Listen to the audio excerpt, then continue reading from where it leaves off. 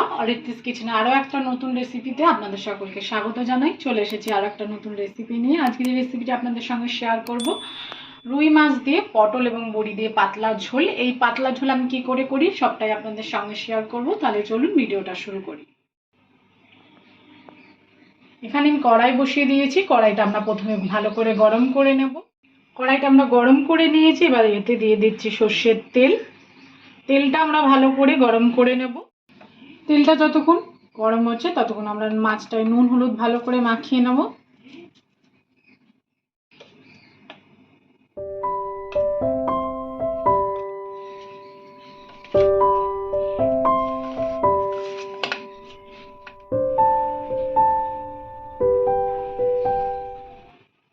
তেলটা আমাদের ভালোভাবে গরম হয়ে গেছে। এবার তেলটা কড়াইয়ের চারিদিকে ভালো করে আমাদের লাগিয়ে নিতে হবে।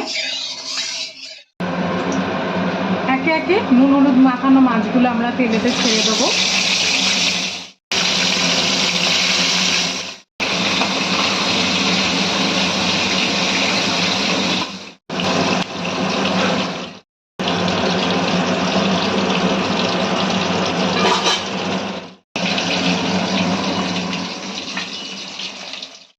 প্রথম মাছগুলো আমার ভাজা হয়ে গেছে, আমি তুলে ফেলছি। বাকি মাছগুলো একইভাবে আমি ভেজে নেব।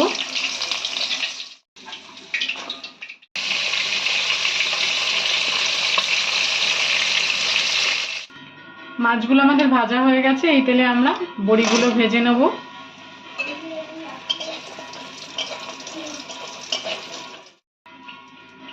বড়ি আমাদের ভাজা হয়ে গেছে, আমরা তুলে ফেলছি। দেবো গোটা জিরে ফোড়ন। আমি 1 চামচ গোটা জিরে দিয়ে দিলাম।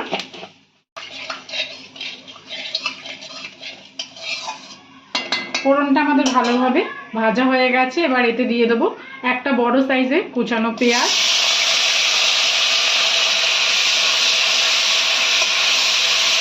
যতক্ষণ আমাদের পেঁয়াজটা ভাজা ভাজা হচ্ছে আমরা একটা মশলার পেস্ট বানিয়ে নেবো। এখানে নিয়ে নিচ্ছি কাঁচা লঙ্কা আর নিয়ে নিচ্ছি আদা। এটা আমরা একটা মিহি পেস্ট বানিয়ে নিচ্ছি। পেঁয়াজটা আমাদের লাল লাল করে ভাজা হয়ে গেছে। এবার কেটে রাখা লম্বা লম্বা পটলগুলো আমরা পেঁয়াজের মধ্যে দিয়ে হালকা করে ভাজা ভাজা করে নেব।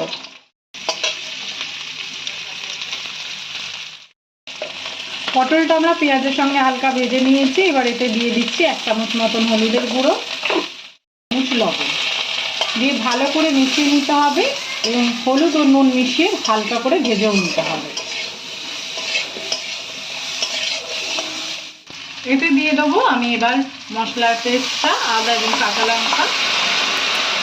তার সঙ্গে দিয়ে দিচ্ছে একটা টমেটো,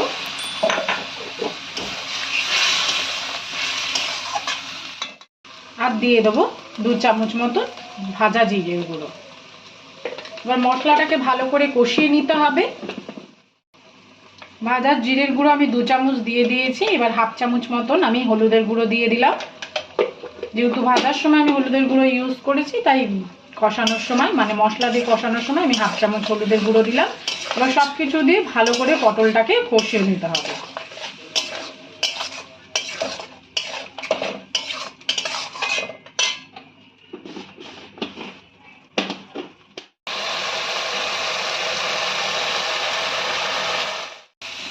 মশলাটা আমাদের সুন্দরভাবে কষে গেছে। এই সময় আমরা দিয়ে দিচ্ছি পরিমাণ মতন জল।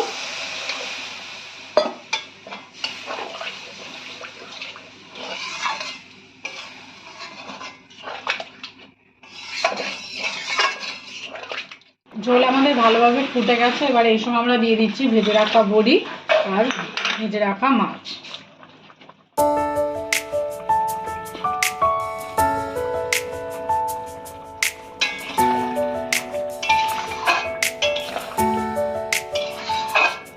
বড়ি এবং মাছ দেওয়ার পরে আরো 10-15 মিনিট ভালো করে ফুটিয়ে নিতে হবে। আমাদের 10 মিনিট হয়ে গেছে। এবার উপর দিয়ে আমরা ধনেপাতা ছড়িয়ে নামিয়ে ফেলবো।